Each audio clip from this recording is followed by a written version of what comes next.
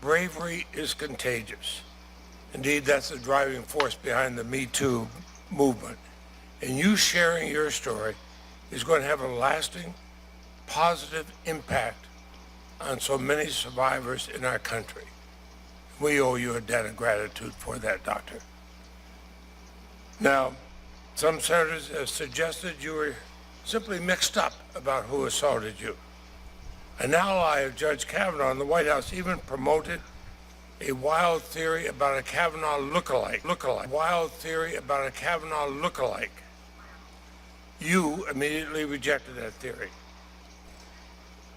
as did the innocent man who had been called that lookalike. The new potential Supreme Court Justice, Brett Kavanaugh, in this whole debacle with Christine Blasey Ford. And the big question is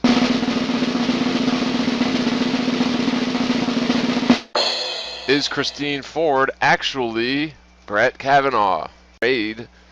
For some reason, whether it's just to confuse people or some weird subliminal in-depth programming, but we're not going to get into all that. We're just going to look at this hypothesis that perhaps Finkle is indeed Einhorn, or Christine Blasey Ford is potentially Brett Kavanaugh. So, in this first image,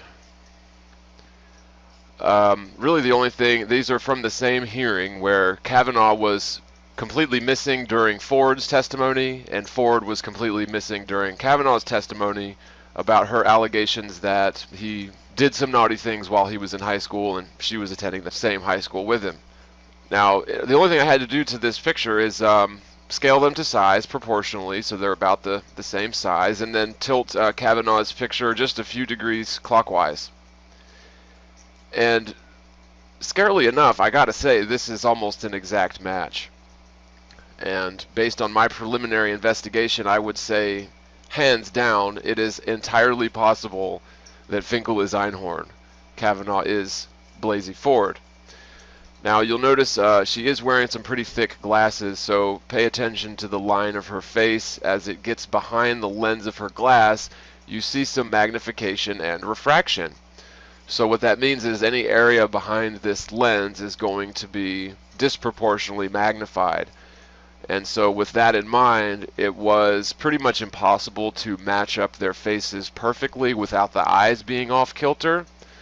Although that is exactly what you would expect when one of the people is wearing no glasses, and then the other instance of the same person is wearing thick bottle-top glasses. So in that respect, it was not possible to match up their eyes, which is usually the best way to get the faces to perfect scale. Assuming that it is the same person, if you can match up the eyes, the rest of the face will fall together very nicely. So in this instance, we didn't have that luxury, and it does appear that because of the angle and these lenses, you do get magnification and then sort of a downward refraction of the light. So everything behind these lenses is magnified and dropped down a little bit. So with that in mind, it does make a lot of sense that their eyes don't match up in these pictures. However, every other portion of their face certainly does. And that goes for their hands and their ears as well.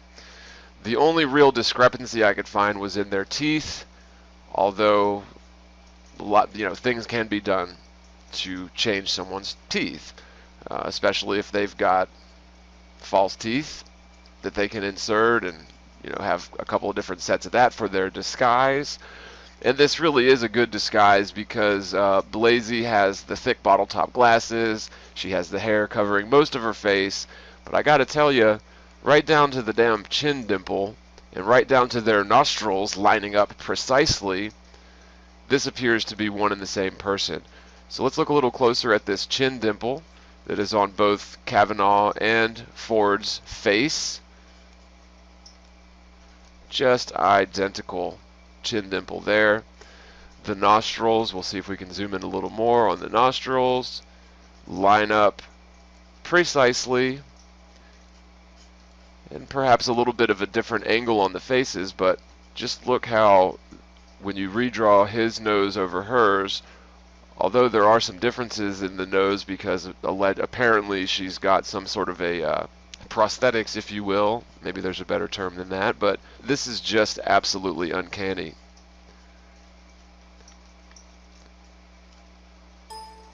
They do have different facial expressions, so he's got his lips puckered up and she's got hers, or his, more relaxed. In the neck area, you can see that she's got more wrinkles and such than Kavanaugh, but yet again, that can be easily rectified with makeup. And just every inch of this person's face that isn't behind these bottle top glasses just screams doppelganger. Of course, her hair is covering up a lot of these facial features, but every instance of this face is an absolute match. Except, of course, the eyes that are behind these bottle top glasses. But this is just absolutely uncanny. And so, why would they put a potential Supreme Court justice nominee through this sort of humiliation ritual? And to me, it's clear. It's so that they can control him. If this person is ever elected or verified as a Supreme Court, not elected, but verified as a Supreme Court justice, if he ever steps outside of what they, whomever they are, want him to do, then he could, it's never going to happen because it would be revealed that he was actually his accuser, Christine Ford. Or at least he played her on TV. Now, during this same hearing, they raised their hands to swear in, and I gotta tell you, this is the same hand. The one on the right's his, the one on the left is hers. Now, starting with the left pinky, just look, I took this pinky and copied and pasted over here. Look at the line of the finger on his and compare that with hers. Now, of course, he's got his fingers spread out, but for crying out loud, these are the same fingers. The same fingers, no doubt about it. Same thumb, same fingers. Even if you start looking closely into the little lines on their hands, they have similar traits. And again, he has his fingers spread out and his hand angled back a bit.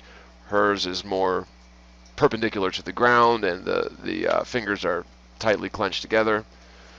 But I got to tell you, their fingers are identical.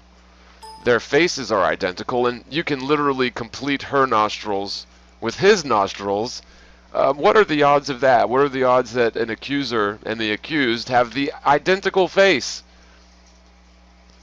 So in this image here, I scaled the eyes up independently without respect to the face. So I matched the sizes of the eyes. Because again, remember, these eyes are being magnified.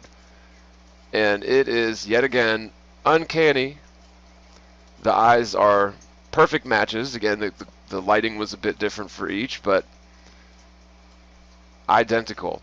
And on this right eye, their left eye, our right, even features of the eye and the iris appear very similar. So in the overlay, this is Kavanaugh's eye in the overlay that we're looking at here. Very, very similar iris and retina on a face that is structurally identical. Of course, her nose is a bit fatter, and she's got her ears and half of her face covered up with hair and glasses. But other than these minor differences, this is very well could be the same person. One of them in drag, and one of them presenting themselves as a male candidate for Supreme Court justice.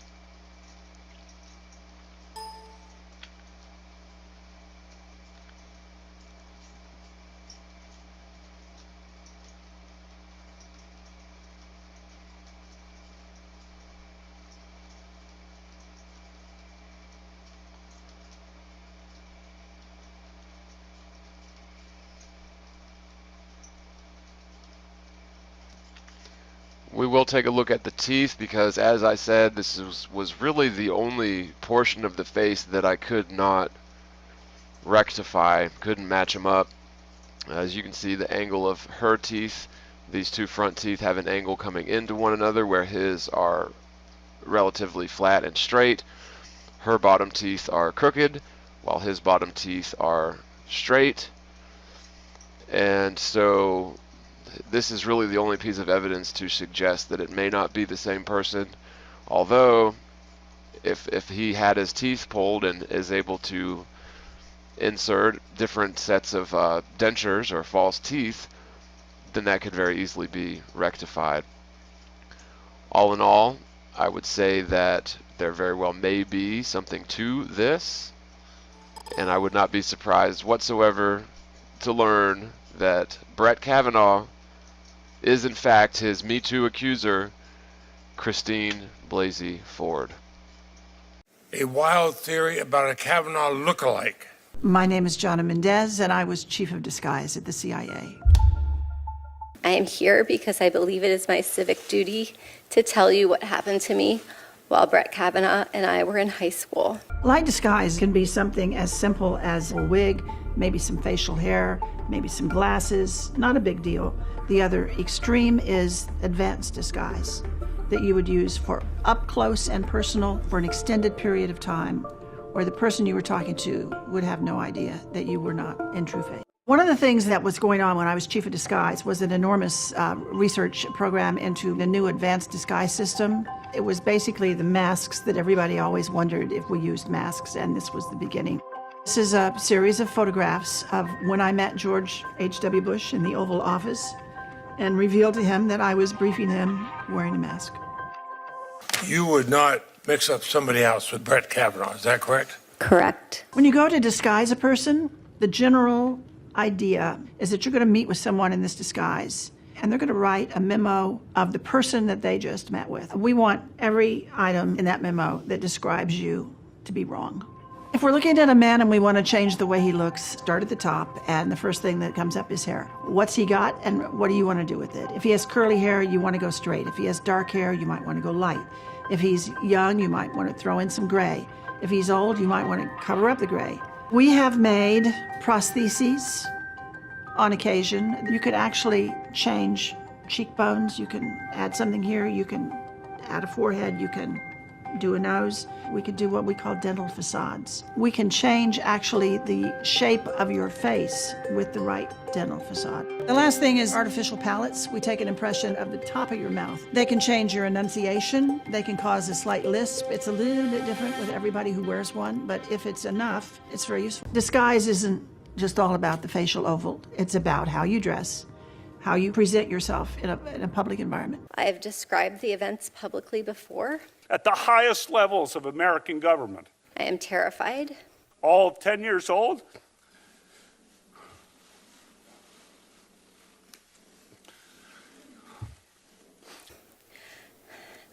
The extremes that we would go to disguise those people was the most interesting and the most challenging part of the job.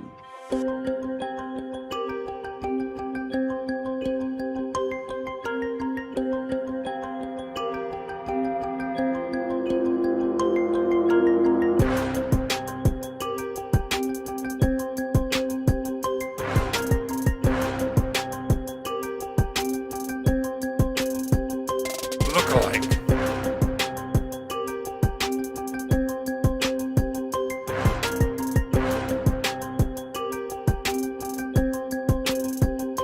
Look-alike.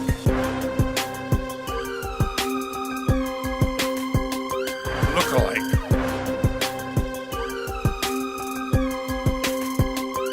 Look-alike. And I thought that Brett was accidentally going to kill me. I am innocent of this charge. Innocent man who had been called that look-alike. I'm innocent. I'm innocent of this charge. Are you a gang rapist? No. No. I hope the American people can see through this shit.